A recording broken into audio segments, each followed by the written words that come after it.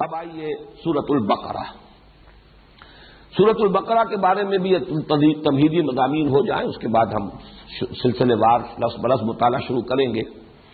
سب سے پہلی چیز اس سورہ مبارکہ کے لیے اس کی عظمت. ایک تو عظمت دونوں کی مشترک جو ہے وہ تو میں حدیثیں آپ کو سنا چکا. سورہ بقرہ، سورہ آل عمران مشترک طور پر زہراوین ان کی جو عظمت ہے، لیکن یہ ہے کہ سورہ بقرہ کے بارے میں نبی اکرم صلی اللہ علیہ وسلم کی دو احادیث آپ کو سنانا چاہتا ہوں. دونوں ترمذی سے ہیں اور دونوں کے راوی حضرت ابو ہریرہ رضی اللہ تعالی عنہ. عن ابی ہریرہ رضی اللہ تعالی عنہ ان رسول اللہ صلی اللہ علیہ وسلم قال لکل شیء سنام وسنام القرآن سورۃ البقرہ وفیہا آیۃ ہی سیدۃ آی القرآن آیۃ الکرسی. حضور نے فرمایا ہر شے کی ایک چوٹی ہوتی ہے. ایک کوہان، جیسے اونٹ کی کے وجود میں وہ کوہان جو ہے بڑا نمایاں ہوتا ہے، ایسے ہی ہر شے میں، جس کو آپ انگریزی میں کلائمیکس سے تعبیر کرتے ہیں، ہر شے کا ایک کلائمیکس ہے، ہر شے کا ایک نقطۂ عروج ہے، ہر شے کی ایک چوٹی ہے.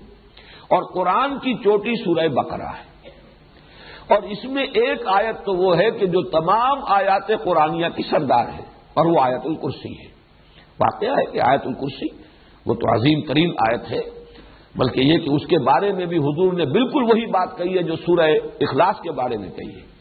سورہ اخلاص کو حضور نے قرار دیا کہ یہ ربع قرآن ہے، قرآن ثلث قرآن، چوتھائی حصہ قرآن کا، اور آیت الکرسی کو بھی ربع قرآن قرار دیا. اس اعتبار سے اس کی بڑی عظمت ہے. دوسری حدیث ہے وہی حضرت ابو ہریرہ رضی اللہ تعالیٰ عنہ سے کہ حضور نے ارشاد فرمایا ان بیت الذی تقرأ فیہ البقرۃ لا یدخلہ الشیطان. وہ گھر کے جس میں سورہ بقرہ کی تلاوت کی جاتی ہو اس میں شیطان داخل نہیں ہو سکتا. وہ گویا کہ ایک حصار کا اور حفاظت کا اور دفاع کا کام جو ہے فریضہ سر انجام دیتی ہے. یہ سورہ بقرہ جس گھر میں کہ اس کے پڑھنے کا اہتمام ہوتا ہو، انتظام ہوتا ہو، بار بار پڑھا جاتا ہو، اس کا چرچا ہوتا رہتا ہو، تو جو شیطان ہے وہ اس سے بھاگتے ہیں.